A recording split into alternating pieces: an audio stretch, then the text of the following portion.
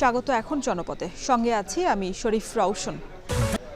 3 কলেজের শিক্ষার্থীদের বিরুদ্ধে উত্তপ্ত রাজধানীর যাত্রাবাড়ি ডেমরা এলাকা। গতকাল হামলার জেরে আজ মেগা মানডে নামে কর্মসূচি দেয় কবি নজরুল এবং সোহরাওয়ার্দী কলেজের শিক্ষার্থীরা। এক পর্যায়ে যাত্রাবাড়িতে মাহবুবুর রহমান মোল্লা কলেজের সামনে জড়ো হয়ে হামলা এবং ভাঙচুর চালায় তারা। 2 কলেজের প্রায় 1000 খানেক শিক্ষার্থী লাঠি নিয়ে যাত্রাবাড়ি এলাকায় ডক্টর মাহবুবুর রহমান মোল্লা কলেজে ভাঙচুর চালায়।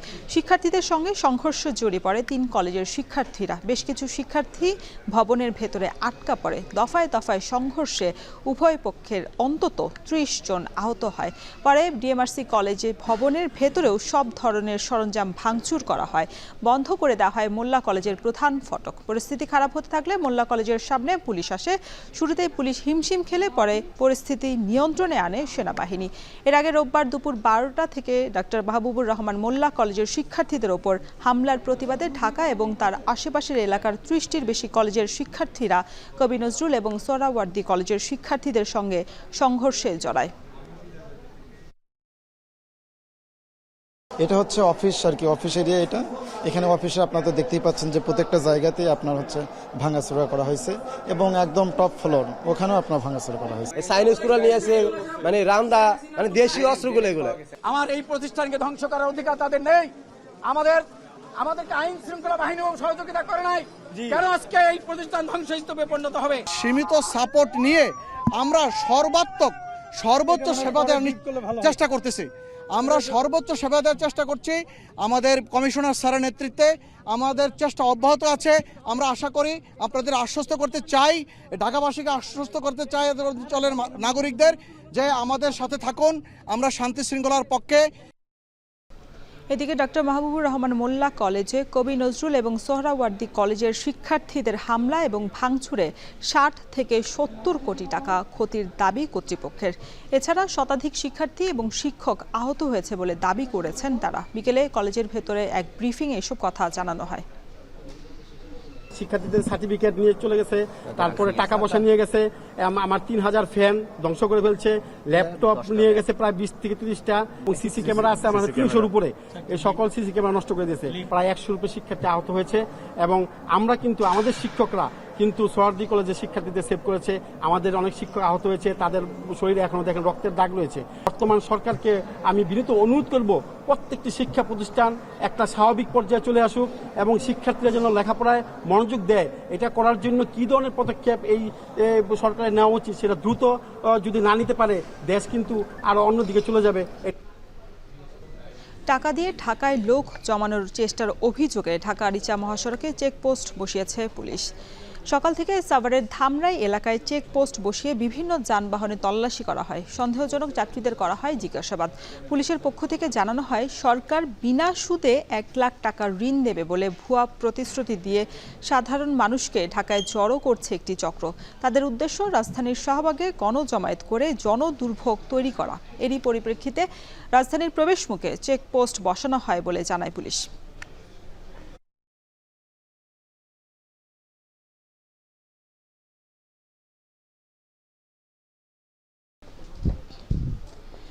গ্যাস সংকটে বছরের অর্ধেক সময় বন্ধ থাকছে ব্রাহ্মণবাড়িয়ার আশুগঞ্জ সার কারখানা। দীর্ঘ সময় উৎপাদন বন্ধ থাকায় বড় অঙ্কের লোকসান গুনতে হচ্ছে দেশের প্রাচীন এই ইউরিয়া সার উৎপাদনকারী প্রতিষ্ঠানটিকে। উৎপাদন বন্ধ থাকায় প্রতিষ্ঠানটিকে প্রতি মাসে লোকসান গুনতে হচ্ছে অন্তত 5 কোটি টাকা। আশুগঞ্জ সার কারখানায় উৎপাদন স্বাভাবিক রাখতে প্রতিদিন 48 মিলিয়ন ঘন ফুট গ্যাস প্রয়োজন। তবে এই পরিমাণ গ্যাস না পাওয়ায় গত 21 ফেব্রুয়ারি থেকে উৎপাদন বন্ধ ঘোষণা করে কর্তৃপক্ষ। প্রায় 9 মাস পর গত 15 নভেম্বর গ্যাস সরবরাহ দেওয়ার পর সার উৎপাদন প্রক্রিয়া শুরু করে কর্তৃপক্ষ। তবে এখনও পর্যন্ত উৎপাদনে ফিরতে পারেনি প্রতিষ্ঠানটি। কারখানার ব্যবস্থাপনা পরিচালক প্রদীপ কুমার নাথ জানান, যন্ত্রপাতি চালুর পর কয়েকটি ধাপ পেরিয়ে সার উৎপাদন হয়। সব প্রক্রিয়া শেষ করে আগামী সপ্তাহ থেকেই সার উৎপাদন শুরু হতে পারে। তবে নিরবচ্ছিন্ন গ্যাস সরবরাহ নিশ্চিতে ঊর্ধ্বতন কর্তৃপক্ষকে জানানো হয়েছে বলে দাবি ব্যবস্থাপকের। আবহাওয়া পরিবর্তনের সাথে সাথে চট্টগ্রামে বেড়েছে নিউমোনিয়া, ডায়রিয়া সহ শীতজনিত নানা রোগ। বিশেষ করে শিশু এবং বৃদ্ধরা আক্রান্ত হচ্ছেন আশঙ্কাজনক হারে। গত 1 সপ্তাহে চট্টগ্রাম মেডিকেল কলেজ হাসপাতালে শীতজনিত রোগে মারা গেছে 2 শিশু। ডেঙ্গুর সাথে শীতজনিত রোগের প্রকোপ বাড়ছে শঙ্কা। ফয়সাল করিমের প্রতিবেদন। নভেম্বরের শেষে চোখ রাঙাচ্ছে শীতজনিত রোগ। চট্টগ্রাম মেডিকেল কলেজ হাসপাতালের বহির্বিভাগের সামনের এই দীর্ঘ সারি সেই ইঙ্গিতই দিচ্ছে। শিশু ওয়ার্ডের বহির্বিভাগ। গেল সপ্তাহে এখানে আসা রোগীদের বেশিরভাগই সর্দি কাশি ও শ্বাসকষ্টে ভুগছেন। স্বাভাবিক সময়ে ৮০ থেকে ১০০ রোগী থাকলেও এখন তা ছাড়িয়েছে ২ থেকে ৩ গুণ। ওনার ঠান্ডা লাগছে আজকে প্রায় ১৫-২০ দিন ধরে, আজকে এখানে আনছি ট্রিটমেন্টের জন্য। বহির্বিভাগের বাড়তি চাপের প্রভাব দেখা গেল শিশু ওয়ার্ডেও। বর্তমানে এখানে গড়ে ভর্তি হচ্ছেন ৭০ থেকে ৮০ জন।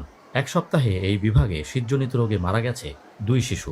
নিউমোনিয়াটা একটু সারছে, পেটে ব্যথার জন্য ডোজ দিয়েছিল, ডোজগুলো দেওয়ার পরে এখন ডায়রিয়ার মতো হয়ে গেছে। ঠান্ডা ছিল, কাশি ছিল, শ্বাসকষ্ট ছিল, জ্বর ছিল। শিশুদের পাশাপাশি বেড়েছে বৃদ্ধদের আক্রান্তের হার। ডেঙ্গুর লক্ষণের সাথে শীতজনিত রোগের মিল থাকায় বাড়ছে সংশয় ও শঙ্কা।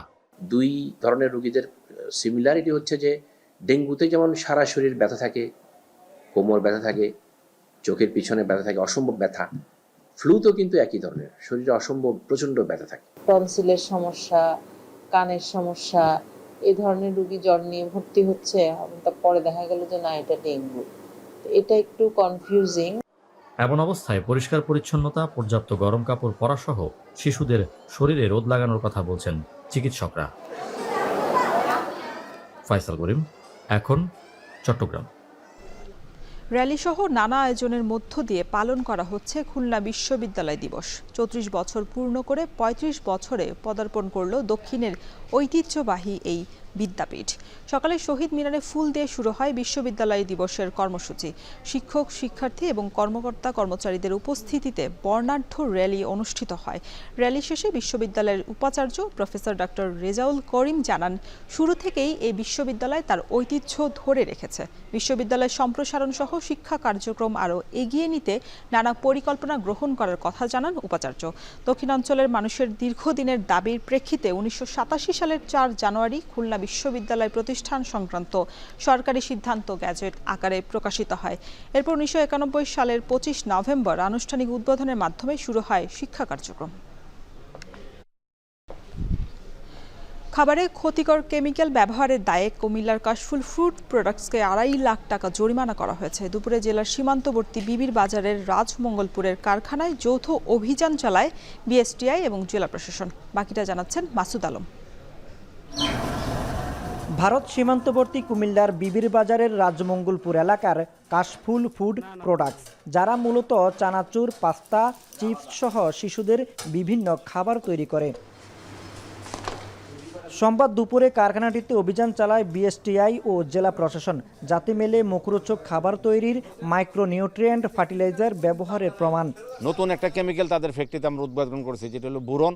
তো এটা আমরা যেটা জানতে পারলাম, এটা সম্পূর্ণ একটা ফার্টিলাইজার এবং এটা কৃষিকাজে ব্যবহার করা হয়। ক্ষতিকর কেমিক্যালের পাশাপাশি ভেজাল রং মেশানো, অস্বাস্থ্যকর পরিবেশে খাবার তৈরির দায়ে প্রতিষ্ঠানটিকে ২.৫ লাখ টাকা জরিমানা করা হয়। অন্যান্যরা এইভাবে করে, এই জন্য আমি এই আইটেমটা করতে যাই, এইভাবে করতে হয়েছি। এই জন্য আমি এখন এগুলো আর ব্যবহার করবো না, আর কি এটা আমার ভুল হয়েছে। মেয়াদ উত্তীর্ণ ডেট নেই এবং স্বাস্থ্যের জন্য ক্ষতিকর এরকম কিছু রং ব্যবহার করা হচ্ছে।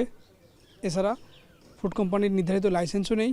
পরে কারখানা থেকে জব্দ করা বিপুল পরিমাণের ক্ষতিকর কেমিক্যাল এবং অস্বাস্থ্যকর ভেজাল ফুড কালার ধ্বংস করা হয়। মাসুদ আলম, এখন কুমিল্লা।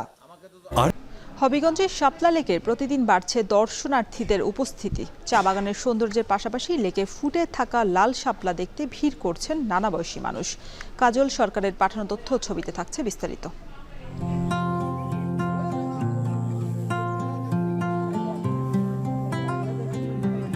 হবিগঞ্জের চুনারোঘাটের শাপলা লেক ফুটেছে দৃষ্টিনন্দন হাজার হাজার লাল শাপলা। নয়নাভিরাম দৃশ্য উপভোগে ভিড় করছেন নানা বয়সী মানুষ। সবুজ চা বাগানের মাঝে বাড়তি ব্যঞ্জনা তৈরি করে লেকটি। কুয়াশা মোড়ানো ভোরে হেসে ওঠে অসংখ্য রঙিন শাপলা। প্রকৃতির ক্যানভাসে ফুটে ওঠে অপরূপ সৌন্দর্যের শিল্পকর্ম। বক বালিহাসির উঠাউড়িতে তৈরি হয় রাজসিক আনন্দের উপলক্ষ। নানা রং বর্ণের বর্ণিলতায় মুগ্ধ দর্শনার্থীরা। ঠান্ডাকে প্রতিহত করে সৌন্দর্য উপভোগ করার জন্য এই শাপলা বিলে আসা। অনেক সুন্দর লাগতেছে, একটি অসাধারণ একটি জায়গা, এখানে চা বাগানের ভিতরে। এত সুন্দর একটা চা বাগানের মধ্যে এই যে বিলটা, তো ওয়েদারটা অনেক সুন্দর, সব মিলে হচ্ছে অ্যামেজিং। সাতচুরি জাতীয় উদ্যান ও রঘুনন্দন গভীর অরণ্যের কাছাকাছি হওয়ায় ঘুরতে আসা দূরের দর্শনার্থীদেরও আগ্রহ বাড়ছে। তবে ফুল ছিঁড়ে নেওয়া এবং প্লাস্টিকের বোতল ও খাবারের মোড়ক ফেলায় নষ্ট হচ্ছে পরিবেশ। বিষয়টি আমলে নিয়ে পরিবেশ রক্ষায় জরুরি ভিত্তিতে ব্যবস্থা নেওয়ার আশ্বাস দিয়েছেন স্থানীয় প্রশাসন। একটা পরিকল্পনার মাধ্যমে এটাকে যদি আমরা গ্রহণ করতে পারি, আমার মনে হয় যে এটা আসলে এই হবিগঞ্জের সুনাম আরও বৃদ্ধি করবে। প্রতিদিন প্রতিনিয়ত ফুল ছিঁড়তেছে মানুষ, যখন শাপলা ফুল থাকবে না তখন তো এখানে কোনো পর্যটক আসবে না। এই দেওয়ান্দি চা বাগানের যে এই বিল, শাপলা বিল, এটা ছাড়াও কিন্তু আমাদের চুনারুঘাটে একাধিক বিল রয়েছে। একটা সাইনবোর্ড দেওয়ার জন্য বলেছি, কেউ যেন ফুল না ছেড়ে। মাত্র 1 বছর আগে হবিগঞ্জের চুনারুঘাটের দেওয়ান্দি চা বাগানে সৌন্দর্যপ্রিয় মানুষের কাছে প্রথম ধরা দেয় লেকটি। সামাজিক যোগাযোগ মাধ্যমে লেকের সৌন্দর্য ছড়িয়ে পড়ায় বাড়ছে দর্শনার্থী। প্রতিদিন সকাল থেকে সন্ধ্যা পর্যন্ত ভিড় করছেন স্থানীয় ও দূর দূরান্তের হাজার হাজার পর্যটক। কাজল সরকার, এখন হবিগঞ্জ। সাফজয়ী, সানজিদা, তহুরা সহ 6 কিশোরী ফুটবলারকে সংবর্ধনা দিয়েছে ময়মনসিংহের কলসিন্দুরের একটি সংগঠন। বিকেলে জেলার ধোবাউড়া খেলার মাঠে কীর্তিমান কিশোরী ফুটবলার সংবর্ধনা আয়োজক কমিটির ব্যানারে এই সংবর্ধনা দেওয়া হয়। অনুষ্ঠানকে কেন্দ্র করে হাজার হাজার ভক্ত দর্শনার্থীরা মাঠে সমবেত হন। শুরুতেই সাফজয়ী, সানজিদা এবং তহুরা সহ 6 কিশোরী ফুটবলারকে ফুল দিয়ে শুভেচ্ছা জানান জাতীয় ফুটবল দলের সাবেক অধিনায়ক আমিনুল হক এবং ঢাকার ব্রাদার্স ইউনিয়ন ক্লাবের আহ্বায়ক ইঞ্জিনিয়ার ইশরাক হোসেন। পরে সাফজয়ী নারী ফুটবলারদের সংবর্ধনা, স্মারক এবং নগদ অর্থসহ বিভিন্ন উপহার তুলে দেয় আয়োজকরা। প্রশিক্ষণের যথাযথ অভাব রয়েছে এবং লজিস্টিক সাপোর্টের অভাব রয়েছে, কারণ এখানে যে মেয়েরা আপনার এই ফুটবল খেলে বা খেলোয়াড়, তাদের যে প্রাত্যহিক জীবন, এটা যদি আপনারা দেখেন তাহলে আপনাদের চোখে পানি এসে যাবে। আমরা আশা করব যে বাংলাদেশ ফুটবল ফেডারেশন এবং ময়মনসিংহ জেলা ক্রীড়া সংস্থা তারা এই ব্যাপারে যথাযথ উদ্যোগ নেবে। আমি ব্যক্তিগতভাবে আমরা উদ্যোগ নিব। শেষ করছি এখন জনপদে। এখন টেলিভিশন ওয়েবসাইটে দেখতে ভিজিট করুন www.এখন.tv। এছাড়া ফেসবুকে যুক্ত থাকতে ভিজিট করুন facebook.com/tv.এখন এবং ইউটিউবে এখন টেলিভিশন দেখতে ভিজিট করুন youtube.com/c/এখন tv।